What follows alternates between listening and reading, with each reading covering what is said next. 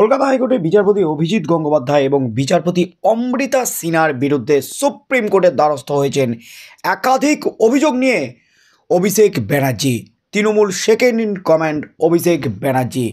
আর বিচারপতি অভিজিৎ গঙ্গোপাধ্যায় এবং বিচারপতি অমৃতা সিনহার বিরুদ্ধে সুপ্রিম কোর্টে অভিযোগ জানাতে গিয়ে বিরাট ধাক্কা অভিষেক ব্যানার্জির। এই মুহূর্তে সবচেয়ে বড় খবর, সুপ্রিম কোর্টে এর আগেও বিচারপতি অভিজিৎ গঙ্গোপাধ্যায়ের বিরুদ্ধে অভিযোগ জানাতে গিয়ে মামলা খারিজ করে দিয়েছিল সুপ্রিম কোর্ট অভিষেক ব্যানার্জির।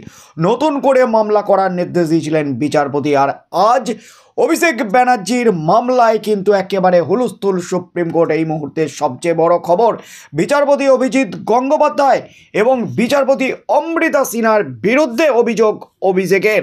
আর সেই অভিযোগ শুনেই বিচারপতি যা নির্দেশ দিলেন তাতেই কিন্তু বিরাট ধাক্কা অভিষেক ব্যানার্জির, বিরাট ধাক্কা তৃণমূলে। এই মুহূর্তের সবচেয়ে বড় খবর, বিচারপতি অভিজিৎ গঙ্গোপাধ্যায়ের বিরুদ্ধে অভিযোগে কিন্তু চরম সিদ্ধান্ত সুপ্রিম কোর্টের। বিচারপতি অভিজিৎ গঙ্গোপাধ্যায় এবং বিচারপতি অমৃতা সিনহার বিরুদ্ধে সুপ্রিম কোর্টের দ্বারস্থ হয়েছিলেন তৃণমূল সাংসদ অভিষেক ব্যানার্জি। দুই বিচারপতির এজলাস থেকে মামলা সরিয়ে নেওয়ার জন্য আবেদন করেছিলেন তিনি। মূল মামলার সঙ্গে অভিষেকের মামলা শুনানি হবে বলে জানিয়েছে সুপ্রিম কোর্ট। সুপ্রিম দরবারে অভিষেক জানান, তার প্রায় প্রত্যেক মামলার ক্ষেত্রে অভিষেকের নাম টেনে নিয়ে আসেন বিচারপতিরা, তাই অভিষেকের বক্তব্য যাতে শোনা হয় সেই কারণে সুপ্রিম কোর্টের দ্বারস্থ হয়েছেন তিনি। পাশাপাশি এই দুই বিচারপতি আদালতের ভেতরে এবং বাইরে তার বিরুদ্ধে একাধিক মন্তব্য করায় মামলা সরিয়ে নেওয়ার আর্জি জানিয়েছিলেন অভিষেকের হয়ে সুপ্রিম কোর্টে সওয়াল করেন অভিষেক মনু সিংভি। শুক্রবার অভিষেক বন্দ্যোপাধ্যায়ের আইনজীবী অভিষেক মনু সিংভিকে প্রধান বিচারপতি চন্দ্রচূড় প্রশ্ন করেন, আপনি তো ক্ষুব্ধ বিচারপতি অভিজিৎ গঙ্গোপাধ্যায়ের ভূমিকায়, তাহলে বিচারপতি অমৃতা সিনহার এজলাস থেকে মামলা স্থানান্তরের আবেদন করছেন কেন? অভিষেকের করা মামলায় যাবতীয় বিষয় নিয়ে পর্যালোচনা করা হবে বলে জানিয়েছে আদালত। যাবতীয় কিছু নিয়ে পর্যালোচনা হবে আগামী 19শে ফেব্রুয়ারি। নির্দেশ সুপ্রিম কোর্টের। মূল মামলার সঙ্গে এর শুনানি হবে বলেও নির্দেশ সুপ্রিম কোর্টের। অভিষেক বন্দ্যোপাধ্যায়ের দায়ের করা মামলা নিয়ে প্রশ্ন করা হয়েছিল বিচারপতি অভিজিৎ গঙ্গোপাধ্যায়কে। তিনি জানিয়েছিলেন, মামলা যে কেউ ফাইল করতে পারেন, যে কেউ আবেদন করতে পারেন, এমনকি এও বলতে পারেন আমাকে চাঁদ পেড়ে এনে দাও। যিনি শুনছেন মামলা তিনি সিদ্ধান্ত নেবেন। তবে এর আগেও একাধিকবার প্রকাশ্যে বিচারপতি অভিজিৎ গঙ্গোপাধ্যায়কে তৃণমূল সাংসদ অভিষেক বন্দ্যোপাধ্যায়ের বিরুদ্ধে মন্তব্য করতে শোনা গেছে। অভিষেক বন্দ্যোপাধ্যায় তার সম্পত্তি সামাজিক মাধ্যমে প্রকাশ করার কথাও জানিয়েছিলেন তিনি। এর কিছুদিন পরই মেডিকেল কলেজ সংক্রান্ত একটি মামলায় সংঘাতে জড়িয়ে পড়েন বিচারপতি গঙ্গোপাধ্যায় এবং বিচারপতি সৌমেন সেন।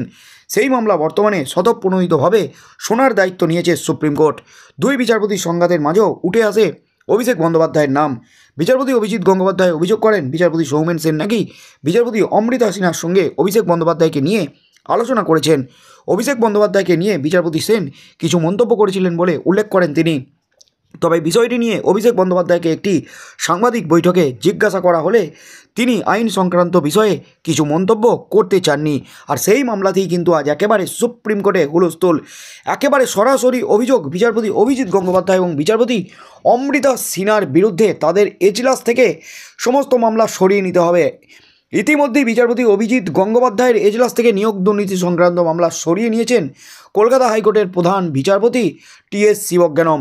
সুপ্রিম কোর্টে দাবি করেছিলেন, কিন্তু সুপ্রিম কোর্ট এই মামলায় হস্তক্ষেপ করেনি, কারণ হাইকোর্টের ম্যাটার হাইকোর্টের প্রধান বিচারপতি যা স্থির করবেন সেটাই তিনি করবেন। এবার বিচারপতি অমৃতা সিনহা, বিচারপতি অভিজিৎ গঙ্গোপাধ্যায়ের পর এবার বিচারপতি অমৃতা সিনহার বিরুদ্ধে অভিযোগ, কারণ তার এজলাসে অভিষেক ব্যানার্জি সংক্রান্ত নিয়োগ দুর্নীতির মামলা চলছে।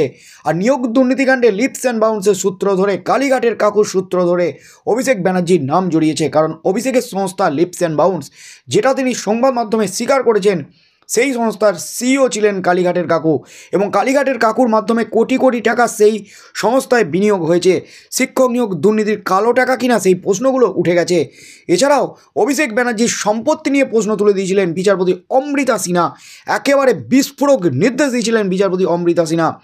অভিষেক ব্যানার্জির সম্পত্তির খতিয়ান প্রায় 6000 পাতার নথি জমা দিয়েছেন অভিষেক ব্যানার্জি ইডির দপ্তরে এবং সেই সম্পত্তির খতিয়ান দেখে কিন্তু একাধিক বিস্ফোরক তথ্য সামনে এসেছে। অভিষেক ব্যানার্জির 8 কোটি টাকার সম্পত্তি আগেই বাজেয়াপ্ত করেছিল ইডি এবং সম্প্রতি ইডি বিচারপতি অমৃতা সিনহাকে জানিয়েছেন যে অভিষেক ব্যানার্জির আরও সম্পত্তির হদিশ মিলেছে। সেই সম্পত্তিগুলি বাজেয়াপ্ত করার প্রক্রিয়া ইতিমধ্যেই শুরু করে দিয়েছে ইডি। তার মধ্যেই কিন্তু বিচারপতি অভিজিৎ গঙ্গোপাধ্যায় প্রকাশ্যে অভিষেক ব্যানার্জির সম্পত্তি নিয়ে প্রশ্ন তুলেছিলেন। এত কোটি কোটি টাকার সম্পত্তি তিনি কিভাবে বানালেন, এই টাকার উৎস কি 2014 সালের পর থেকে অভিষেকের সম্পত্তি হু হু করে বৃদ্ধি পেয়েছে, যেখানে নিয়োগ দুর্নীতিকাণ্ড 2014 থেকে হয়েছে, এমনই কিন্তু মন্তব্য করেছিলেন দুই বিচারপতি। এমনকি সামাজিক মাধ্যমে প্রকাশ্যে হলফনামা দিয়ে অভিষেক জানান তার সম্পত্তির উৎস কী, তার সম্পত্তির পরিমাণ।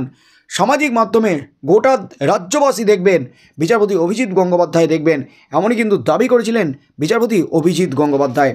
তারপর পরই কিন্তু নড়ে চড়ে বসেন অভিষেক ব্যানার্জি, সুপ্রিম কোর্টে দুই বিচারপতির বিরুদ্ধে মামলা দায়ের করেন। আর সেই মামলাতেই কিন্তু আজ একেবারে হুলস্থুল কাণ্ড সুপ্রিম কোর্টের। সুপ্রিম কোর্ট কিন্তু স্পষ্ট করল প্রধান বিচারপতির হস্তক্ষেপ এই মামলায়, আর এই মামলায় কিন্তু প্রধান বিচারপতির চরম নির্দেশ। প্রধান বিচারপতি অভিষেকের আইনজীবী অভিষেক মনোজ সিনভিকে নিশানা করে স্পষ্ট প্রশ্ন করেন, আপনি তো ক্ষুব্ধ বিচারপতি অভিজিৎ গঙ্গোপাধ্যায়ের ভূমিকায়, তার এজলাস থেকে তো মামলা সরিয়ে নেওয়া হয়েছে, তাহলে কেন বিচারপতি অমৃতা সিনহার এজলাস থেকে মামলা স্থানান্তরের আবেদন করছেন? অভিষেকের করা যাবতীয় মামলার বিষয় নিয়ে পর্যালোচনা করা হবে বলে জানিয়েছে আদালত। যাবতীয় কিছু নিয়ে পর্যালোচনা হবে আগামী 19শে ফেব্রুয়ারি, নির্দেশ সুপ্রিম কোর্টের, এবং মূল মামলার সঙ্গে এর শুনানি হবে বলেও চরম নির্দেশ দিয়েছে সুপ্রিম কোর্ট। অভিষেক বন্দ্যোপাধ্যায়ের দায়ের করা মামলা নিয়ে প্রশ্ন করা হয়েছিল বিচারপতি অভিজিৎ গঙ্গোপাধ্যায়কে। তিনি কিন্তু স্পষ্ট করেছিলেন যে যে কেউ মামলা করতে পারে, কেউ বলতেই পারে আমাকে আকাশ থেকে চাঁদ পেড়ে এনে দাও, তবে যিনি মামলা শুনছেন তিনিই কিন্তু ঠিক করবেন, তিনিই নির্দেশ দেবেন, এমনই দাবি করেছিলেন বিচারপতি অভিজিৎ গঙ্গোপাধ্যায়। অর্থাৎ বিচারপতি অভিজিৎ গঙ্গোপাধ্যায় এবং বিচারপতি অমৃতা সিনহার বিরুদ্ধে সুপ্রিম কোর্টে নালিশ জানাতে গিয়ে প্রাথমিক ধাক্কাটা কিন্তু খেয়ে গেলেন অভিষেক ব্যানার্জি। আগামী 19শে ফেব্রুয়ারি উঠতে চলেছে এই মামলা। এই মামলার শুনানিতে সুপ্রিম কোর্টের প্রধান বিচারপতি চন্দ্রচূড় কী নির্দেশ দেন সেদিকেই চোখ থাকবে গোটা রাজ্যের।